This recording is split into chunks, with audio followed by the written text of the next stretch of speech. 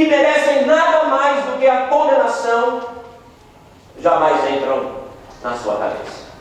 As pessoas acham que elas podem entrar no céu de qualquer maneira, de qualquer jeito, sem transformação, sem mudança e sem realmente entender o que é viver para Deus. E nós éramos encontrados nessa situação. O apóstolo Paulo nos mostra aqui nesse texto em que nós lemos. Estávamos mortos, afastados de Deus, vivendo segundo o curso deste mundo, vivendo segundo a vontade de Satanás, ou seja, a nossa moral totalmente indigna. E como resultado disso, segundo lugar, só podemos esperar então a justiça de Deus retributiva. Para entendermos a graça, irmãos, nós precisamos entender essa moral indigna do homem e precisamos entender que Deus vai retribuir justamente essa vida do homem afastado de Deus. Homens e mulheres têm fechado os seus olhos para as suas transgressões, e eles fecham durante o máximo de tempo possível a sua mente sobre as suas transgressões. Toleram essas mesmas transgressões dos outros, porque sabem que as têm, então olham para os outros como espelho de si mesmos, então eles acabam não julgando ninguém, não falando de ninguém, porque na verdade eles acham que aquelas pessoas também estão vivendo da mesma maneira, então vamos tolerar qualquer tipo de pecado. Pais hesitam em corrigir seus filhos, professores em punir os alunos, e o público aceita qualquer tipo de vandalismo como um comportamento antissocial apenas. A regra aceita parece ser a de ignorar o mal tanto quanto possível. Deve-se punir apenas como último recurso, e isso unicamente quando for preciso evitar que o mal acarrete consequências sociais muito graves. E de acordo com o estilo pagão que o mundo vive, nós temos a certeza que Deus também pensa dessa maneira, e nós acabamos acreditando que Deus também age dessa maneira, e que Deus aceita as coisas dessa maneira. A ideia de retaliação nesse mundo parece que não, Deus tem um caráter santo, mas essa ideia de que Deus vai manifestar a sua ira contra os pecadores parece algo tão distante das nossas mentes. Mas a Bíblia afirma reiteradamente que Deus vai castigar aqueles que estão afastados dele, aqueles que não creram no seu amor, aqueles que não vivem debaixo da sua graça. Deus é o juiz de toda a terra, e ele agirá com justiça, vingando o inocente se houver, mas punindo, ou na linguagem bíblica, visitando os pecados, os transgressores da lei. Deus não será fiel a si mesmo, a menos que castigue o pecado. E a menos que alguém conheça e sinta essa realidade, eles não vão esperar de Deus nada além de um julgamento justo. E essas pessoas, se elas não compreenderem isso, elas não vão conseguir compreender a fé bíblica e não vão compreender a graça de Deus. Muitas vezes nós falhamos em falar da graça de Deus, porque esquecemos de falar para o homem que antes de mais nada ele precisa reconhecer que ele está doente e que ele precisa da cura que somente Jesus Cristo oferece. Mas também nós vemos aqui que, como mortos nos nossos delitos e pecados, afastados da vontade de Deus, andando neste mundo, em terceiro lugar, o homem também está impotente espiritualmente diante de Deus. O livro de Dale Carnegie, Como Fazer Amigos e Influenciar Pessoas, foi um livro muito famoso, talvez alguns tenham lido, ou o tenham em sua estante. Eu conheço, eu li, e esse livro ele foi por algum tempo quase que uma Bíblia moderna, da sua época, uma técnica completa de relações comerciais, onde as pessoas elas agem de um jeito, ou você age de um jeito, ele ensina essa maneira de você agir de uma forma em que jamais alguém vai te dizer não para alguma coisa. E as pessoas então pegaram essa mesma ideia e jogam ela para Deus. De alguma forma eu quero fazer algumas coisas para Deus, para que vai ser impossível Deus falar não para mim.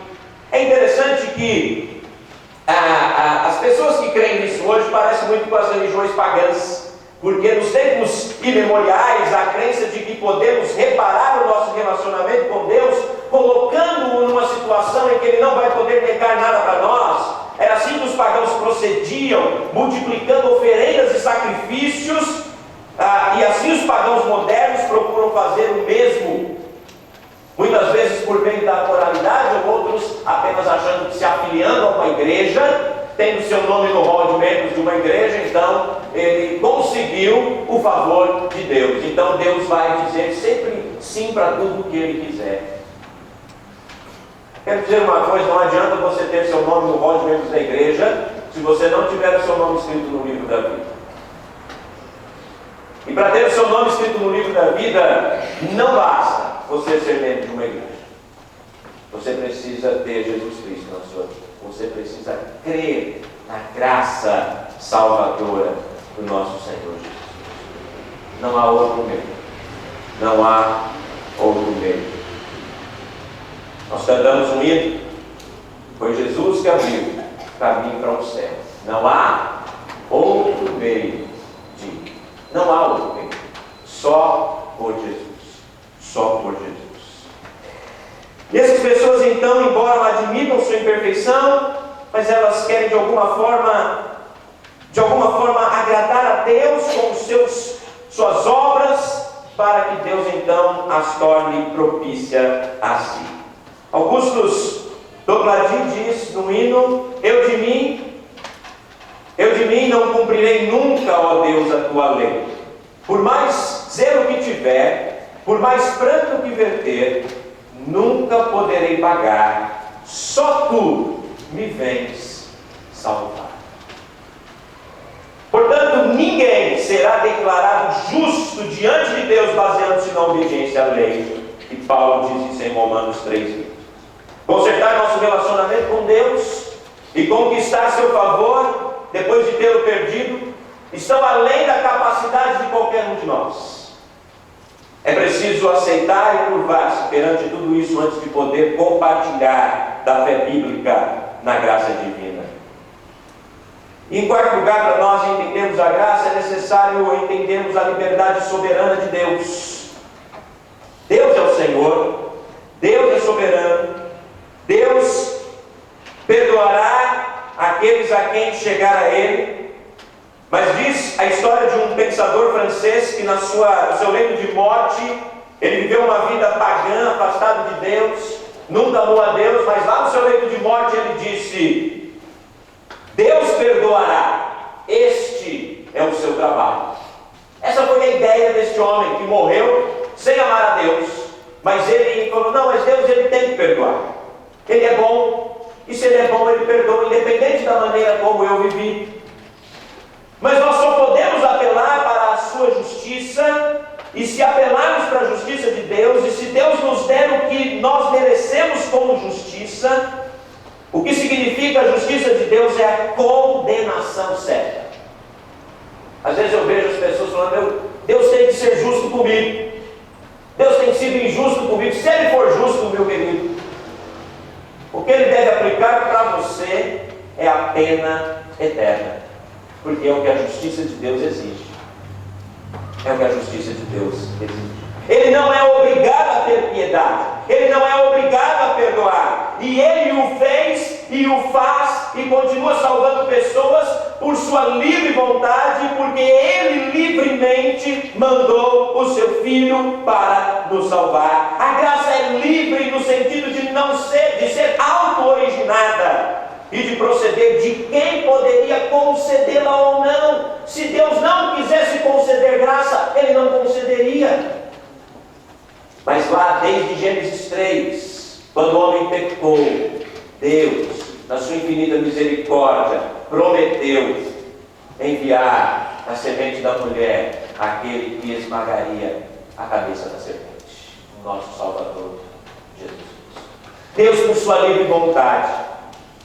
Ele não fez isso porque nos achou belos, ou porque falou aquele povo de Presidente Prudente é tão bonito, tão bonzinho, vamos salvá-los, eu vou mandar Jesus para salvá-los, eles merecem. Não, Ele fez por sua livre vontade, para o louvor da sua glória, para que Ele fosse glorificado em Cristo Jesus, para que Ele fosse exaltado na salvação dos pecadores.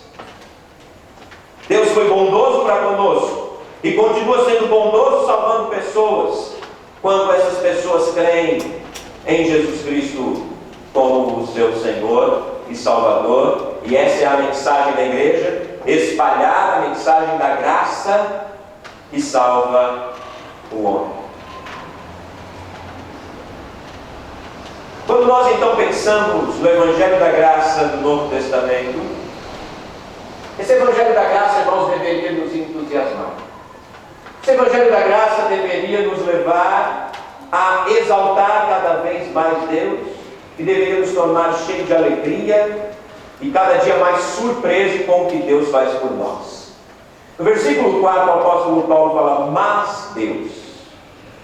Eu sempre falo que eu gosto muito dessa palavra mas. Ela muda tudo. Ela muda tudo. O apóstolo Paulo falou: vocês estavam mortos, afastados de Deus, separados de Deus, presos pelo diabo, presos pelo mundo, presos pela cultura prevalecente. Vocês estavam perdidos, filhos da ira. Mas Deus. E aí muda. Mas Deus, que é rico em misericórdia, por causa do grande amor com que nos amou, nos deu vida juntamente com Cristo. Pela graça sois salvos. Nos ressuscitou, nos fez assentar nos lugares celestiais, para mostrar a riqueza da sua graça. E mais uma vez o apóstolo Paulo repete: pela graça sois salvos. Graça e salvação estão juntas como causa e efeito. Pela graça sois salvos.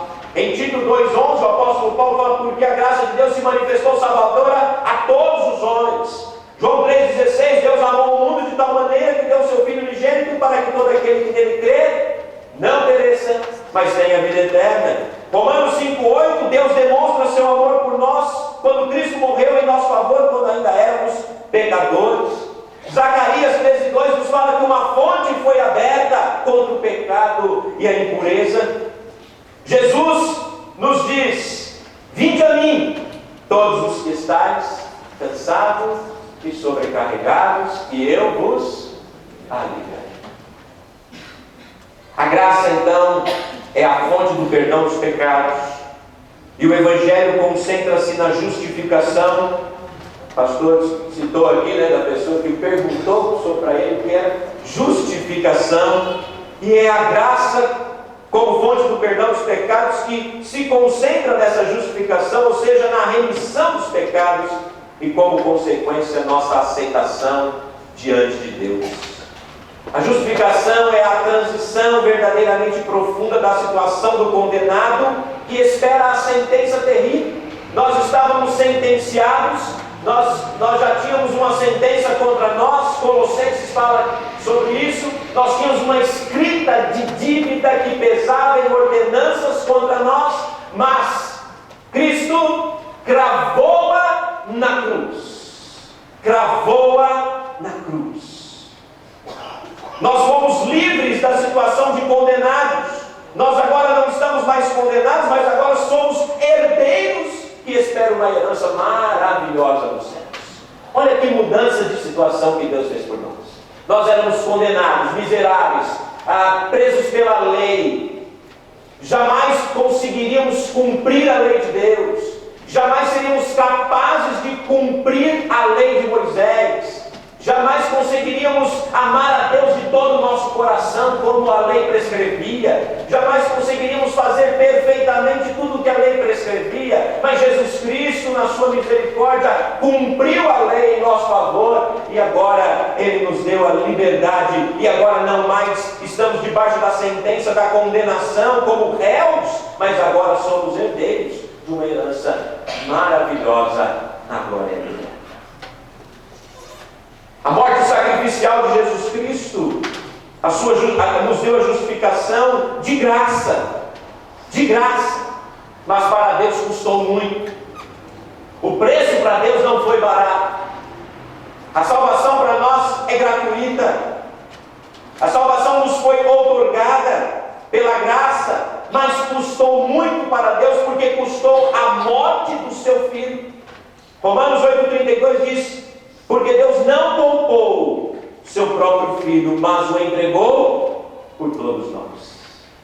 Ele fez isso por causa da sua graça. Fomos justificados gratuitamente por sua graça. Ou seja, Paulo fala em Romanos 4 que aquele que trabalha tem direito a um salário. Então você trabalha, você recebe seu salário. Mas a salvação você não trabalhou para obter. Deus a deu de graça, imerecida, favor, misericórdia. Isso deveria, irmãos, impactar a nossa vida todos os dias.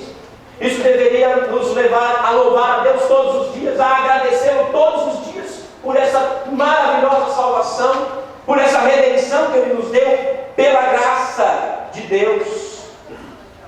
Temos a redenção por meio do seu sangue. Efésios 1,7 diz: o perdão dos pecados de acordo com as riquezas da graça de Deus. A reação do cristão ao contemplar tudo isso e comparar as coisas como eram antes e como são agora, em consequência da graça de Deus, deveria nos levar a um louvor sempre grandioso ao nosso Deus. Mas a graça também foi o que motivou o plano da salvação. Deus fez um plano de nos salvar e Ele nos salvou desse plano por sua graça. O texto de Efésios que nós lemos, se você começar lá no versículo 3 do capítulo 1 até o versículo 10 do capítulo 2, é um parágrafo único. E isso, quando nós olhamos o texto grego, fica mais claro para nos mostrar que é um único parágrafo que o apóstolo Paulo vem trazendo uma única ideia, onde ele começa que Deus nos abençoou com todas as bênçãos das regiões celestiais, nos escolhendo antes da fundação do mundo para sermos santos e irrepreensíveis, nos predestinando segundo a sua boa vontade, para o louvor da sua glória, nos redimindo e nos dando sabedoria, nos dirigindo, nos ensinando, fazendo-nos herança para o louvor da sua glória. Nós fomos selados pelo Espírito Santo da promessa, e Paulo vai fazendo uma análise numa sequência do que Deus fez por nós desde a eternidade, no seu plano eterno para a nossa salvação. E Ele então, como base para essa salvação, usa a graça. Por isso que ele termina no versículo 8 dizendo: pela graça sois salvos mediante a fé. A conversão, irmãos, não foi obra do acaso. A sua conversão não foi obra do acaso. Deus foi quem interviu na sua vida e te transformou e arrancou aquilo que estava tampando os seus olhos e te fez enxergar a cruz e te fez enxergar a sua maravilhosa graça. Por isso que é pela graça, não é por obras, para que ninguém se glorie. Se fosse por obras, nós teríamos o que nos gloriar, mas não é por obras. É única e exclusivamente pela graça de Deus. Quero concluir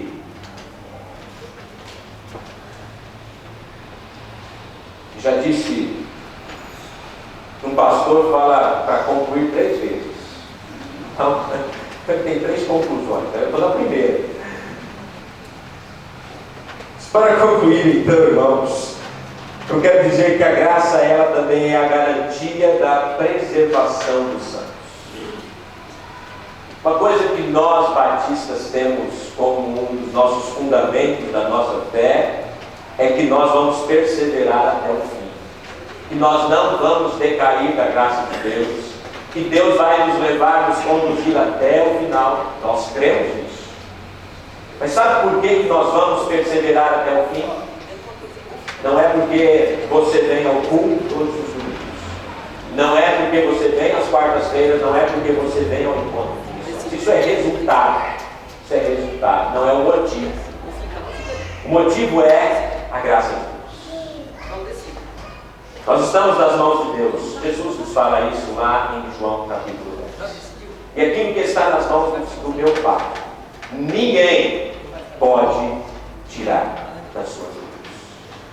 Em Romanos 8, o apóstolo Paulo, depois de uma bela dissertação, ele conclui Romanos 8 dizendo que nem morte, nem vida, nem anjos, nem poderes, nem altura, nem profundidade, nem as coisas do presente, nem as coisas do porvir. Ele vai falando, nada, absolutamente nada poderá nos separar do amor de Deus. Por quê? Porque está em Cristo Jesus, nosso Senhor. Nós estamos seguros em Cristo, na sua graça. Eu não preciso atormentar-me com medo de que a minha fé possa falhar, porque como Deus me deu graça para eu ser salvo, Ele vai me dar graça para me manter crendo até o fim. Isso não deve me levar, irmãos, a uma desculpa para o pecado. Muitas pessoas falam, bom, já que eu sou salvo, então eu vou pecar à vontade. E isso foi um problema lá quando Paulo escreveu os Romanos também. Os irmãos lá de Roma, Paulo fala para ele, olha, talvez alguns digam aí, bom, já que a graça, para que abunde a graça, então temos que pecar, vamos pecar. O apóstolo Paulo fala, de maneira nenhuma. De maneira nenhuma. Porque uma vida de pecados revela que você não conheceu realmente, de fato, a graça de Jesus Cristo. Talvez você tenha feito uma profissão de fé, talvez você tenha sido batizado na igreja, talvez você tenha sido apresentado aqui na igreja, cresceu na igreja, ouviu sempre da palavra de Deus, esteve sempre na igreja, mas nunca de fato conheceu a graça de Deus. Porque aquele que conhece a graça de Deus e que vive na sua graça, ele odeia o pecado. Não que ele não peque, ele peca, mas ele odeia o pecado, porque Deus odeia também o pecado. E aquilo que Deus odeia eu também tenho que odiar, porque eu sou filho dele. E agora eu não vou viver mais no pecado. Eu agora sou livre, livre para adorar a Deus, livre para amar, livre para fazer a vontade dele. Eu era escravo do mundo, eu era escravo do pecado, eu era escravo da lei, mas agora eu sou escravo da graça, e como escravo da graça eu quero adorar o meu Senhor. Eu quero adorar quem me salvou. Eu quero celebrar aquele que me redimiu. Isso é graça. Amor gera amor. E esse amor, uma vez despertado, deseja agradar a Deus. Deseja fazer as boas obras que Paulo fala no versículo 10. Fomos preparados para as boas obras, para que andássemos nelas.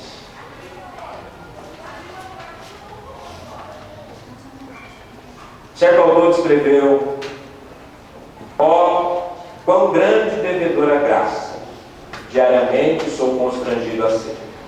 Desde que agora a graça, como um grilhão, ligue meu coração transviado a ti, inclinado a se desviar. Senhor, eu sinto isso, inclinado a deixar o Deus que eu amo. Toma meu coração, ó, toma e sela-o. Sela-o desde os teus altos céus. A nossa inclinação natural é de se afastar do Senhor. Mas a nossa inclinação espiritual, aquela que nos foi dada pela graça de Deus, nos leva a conhecer cada vez mais o amor e reconhecer o amor e a graça de Deus na minha vida. E isso me leva a buscar uma vida de santidade, de honra, de adoração ao meu Deus. Se você não conhece a graça de Deus, se você talvez algum dia pensou ter conhecido, peço que você nessa noite reflita e busque em Deus a sua graça para continuar a sua caminhada na vida cristã. Que Deus nos abençoe. Amém?